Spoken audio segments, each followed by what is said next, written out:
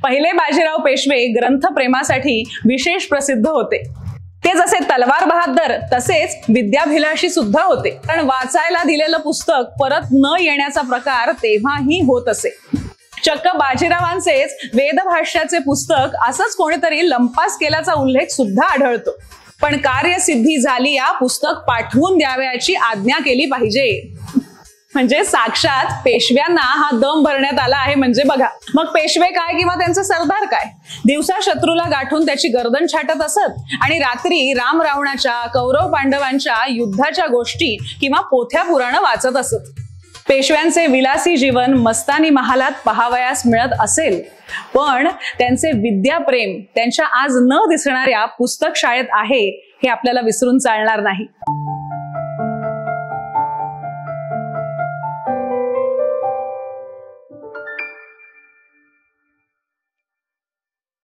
नमस्कार। युद्धाच्या कथा ऐकत असताना एका राजाने दुसऱ्या राजाकडे घोडे मागितले किंवा सैन्य मागितले किंवा अगदी धान्य मागितले हे आपण ऐकलेलं असतं। पण एका राजाने दुसऱ्या राजाकडे युद्ध सुरू असताना पुस्तक वाचायला मागितलं असं तुम्ही कधी ऐकलंय का? तर ही गोष्ट खरी आहे आणि आपल्या महाराष्ट्रातच घडली आहे। पेशव्यांना असलेल्या अनेक आवडीनिवडींबद्दल आजही आपण अगदी कौतुकाने बोलतो। मग पेशव्यांचे कपडे असतील, त्यांचे घोडे असतील किंवा त्यांनी बांधलेली मंदिरं असतील, पण पेशव्यांची एक वेगळी आवड आज तुम्हाला सांगायची आहे। ती म्हणजे ग्रंथ वाचनाची आवड। अगदी स्वारीत असताना सुद्धा पेशवे बरोबर ग्रंथ ठेवायचे आणि युद्धानंतर संध्याकाळी ग्रंथांचं वाचन सुद्धा करायचे। ही पुस्तकं पेशव्यांना सुद्धा परवडत नसत, म्हणून एकमेकांकडून पुस्तकं मागून घ्यावी लागत असत। इतकी का महाग होती ही पुस्तकं? तर जोवर पुस्तकं छापली जात नव्हती तोवर ती अतिशय महाग आणि दुर्मिळ वस्तू होती। पुस्तकं सामान्यतः शास्त्री, पंडित अशा लोकांकडे असत। त्या खालोखाल सरदार, जहागीरदार, राजे रजवाडे पुस्तकांचा संग्रह करत असत। त्यांच्या स्टेटसचा तो भाग मानला जाई। पेशवाईच्या आधी बराच काळ महाराष्ट्रातील वातावरण हे राजकीय अंधाधुंदीचं होतं, अस्थैर्याचं होतं। छत्रपती शाहू महाराज साताऱ्याच्या गादीवर येऊन बसले, पेशव्यांनी राज्यकारभाराची सूत्र हातात घेतली आणि मराठी राज्याला स्थैर्य मिळालं। त्याबरोबर ग्रंथाची निर्मिती सुद्धा वाढली। ग्रंथांविषयी प्रेम असल्यामुळे राज्यासाठी जे 18 कारखाने पेशव्यांनी सुरू केले त्यामध्ये पुस्तक शाळेलाही त्यांनी स्थान दिलं। पुण्यात शनिवार वाड्यात राहायला आल्यापासून ते पेशवाईच्या अखेरपर्यंत म्हणजे 80 ते 100 वर्ष अव्याहत ते पुस्तकांविषयीचं आणि ग्रंथांविषयीचं हे संग्रहाचं काम त्यांनी चालू ठेवलं।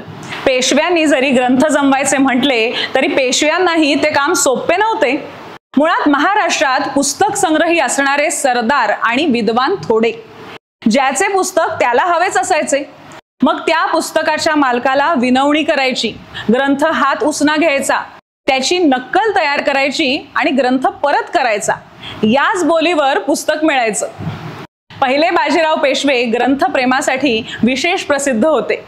ते जसे तलवार बहादर तसेच विद्याभिलाषी सुद्धा होते। कोठे कोणाकडे चांगले ग्रंथ आहेत याचा ते सतत शोध घेत असत आणि पुस्तकं जमा करत असत। त्यात त्यांचे मुख्य सहाय्यक होते सरदार पिलाजी जाधव। बाजीरावांच्या मागणीवरून त्यांनी रामायणाचे सुंदरकांड, युद्धकांड आणि उत्तरकांड मिळवले होते। पण पुस्तक कोणाला द्यायला लोक तेव्हाही सहसा तयार होत नसत, कारण वाचायला दिलेलं पुस्तक परत न येण्याचा प्रकार तेव्हाही होत असे। चक्क बाजीरावांचेच वेदभाष्याचे पुस्तक असंच कोणीतरी लंपास केल्याचा उल्लेख सुद्धा आढळतो। बाजीरावांनंतर त्यांचे सुपुत्र नानासाहेब पेशवे यांनीही विविध ठिकाणाहून खास करून नाशिक सारख्या जुन्या तीर्थक्षेत्रावरून ग्रंथ पैदा केले। त्यांना ब्रह्मवैवर्त पुराण हवे होते, त्यासाठी त्यांनी नारोशंकर राजे बहादर यांना निरोप धाडला। त्यांनी नाशिक परिसरात शोध घेऊन पेशव्यांना कळवले। पुराणाच्या 2 प्रती आहेत। एका माणसाकडे पूर्ण ग्रंथ आहे पण तो द्यायला तयार नाही, आणि एका विद्वानाकडे ग्रंथाचे 3 भाग आहेत। 2 भाग त्याच्या आत्ता हाती आहेत आणि 1 भाग कोणी वाचायला नेला आहे। ती व्यक्ती ही आसपासच आहे, तेव्हा तो भाग मिळवून ग्रंथ पाठवतो, पण कार्यसिद्धी झाली या पुस्तक पाठवून द्यावयाची आज्ञा केली पाहिजे।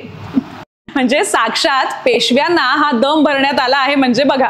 नानासाहेब पेशवे रोज भगवद्गीता वाचत असत. एकदा गीतेची समश्लोकी वामन टीकेची प्रत सोबत घ्यायची राहिली तर त्यांनी स्वारीत असताना ती पुण्याहून मागवून घेतली.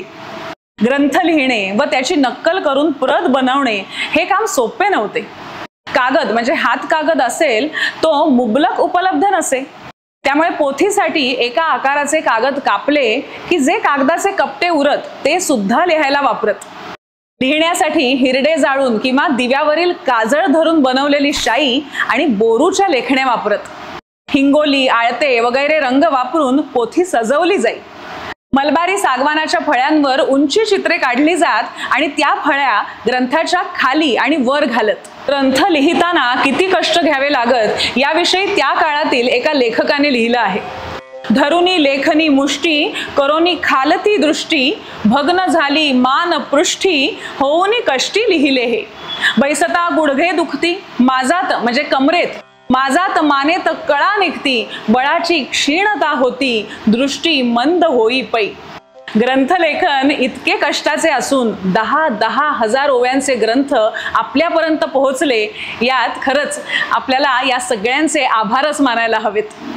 पेशव्यांचे वाचन युद्धाच्या आणि स्वाऱ्यांच्या दरम्यानही सुरू आहे हे विशेष. कधी कधी या स्वाऱ्या महिनोन महिने चालत. मग पेशवे काय किंवा त्यांचा सरदार काय दिवसा शत्रूला गाठून त्याची गर्दन छाटत असत आणि रात्री राम रावणाच्या कौरव पांडवांच्या युद्धाच्या गोष्टी किंवा पोथ्या पुराण वाचत असत.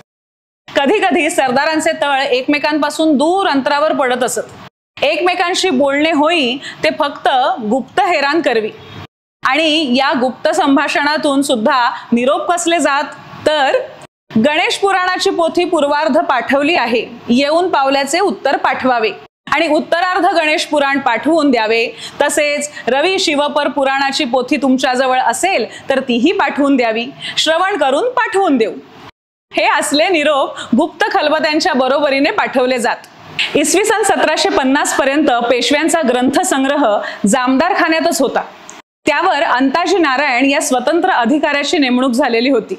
तर पुढे स्वतंत्र पुस्तक शाळा झाल्यावर गोविंदपंत आपटे नावाचे गृहस्थ पेशव्यांचे प्रमुख ग्रंथपाल झाले. पण पिलाजी जाधव सारख्या सरदाराकडे सुद्धा दांडगा ग्रंथसंग्रह होता. इतका की ते पेशव्यांनाही ग्रंथ पुरवत. तंजावरला शरफोजी राजे भोसले यांनी हजारो हस्तलिखिते जमवून सरस्वती महाल उभा केला होता. हे मराठी माणसाने लक्षात ठेवायला हवे. पेशव्यांचे विलासी जीवन मस्तानी महालात पहावयास मिळत असेल पण त्यांचे विद्याप्रेम त्यांच्या आज न दिसणाऱ्या पुस्तक शाळेत आहे हे आपल्याला विसरून चालणार नाही. कसा वाटला हा आजचा भाग? याच मालिकेतील पुढचा भाग बघण्यासाठी मधुरा वेलणकर साटम ही माझी YouTube वाहिनी तिला पसंती द्या, प्रसार करा आणि तिचे सभासद व्हा. अर्थात लाईक, शेअर आणि सबस्क्राईब करा.